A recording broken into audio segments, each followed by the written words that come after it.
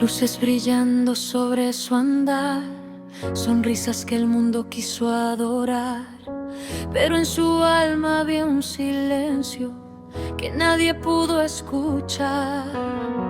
Caminos llenos de admiración, fotografías, fama y atención, pero en su pecho un grito ahogado, pidiendo amor de verdad. Vestida de gloria, por fuera luz, por dentro heridas que solo vio Dios. Una princesa entre multitudes, pero sola en su habitación. Una vida vacía detrás del cristal, una historia que el mundo no supo mirar. Tantos aplausos, tan poco amor, un corazón pidiendo calor. Una vida vacía que grita en silencio, que el alma no vive de reconocimiento, porque el brillo no llena el interior, solo Dios sana el dolor.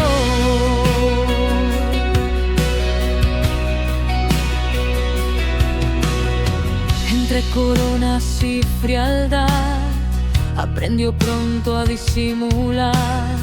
Los cuentos no siempre son cuentos cuando no hay felicidad. Amó profundo, quiso creer que en este mundo podía haber un refugio donde su alma dejara el fin de correr. Pero las sombras la persiguieron, ni el oro pudo dar paz, porque hay vacíos en esta vida que nadie puede llenar. Una vida vacía detrás del cristal, una historia que el mundo no supo mirar. Tantos aplausos, tan poco amor, un corazón pidiendo calor. Una vida vacía que grita en silencio, que el alma no vive de reconocimiento, porque el brillo no llena el interior, solo Dios sana el dolor.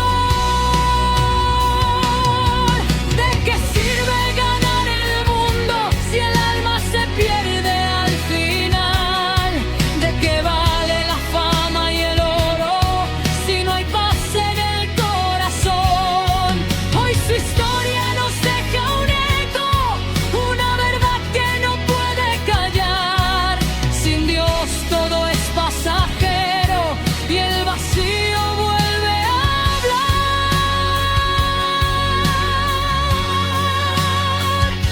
Una vida vacía no quiero vivir, hoy busco en ti lo que el mundo no da a mí, ni aplausos, ni fama, ni posición llenarán mi corazón. Una vida rendida a ti, Señor, es la única que tiene valor, porque el alma encuentra su lugar cuando aprende a descansar en ti.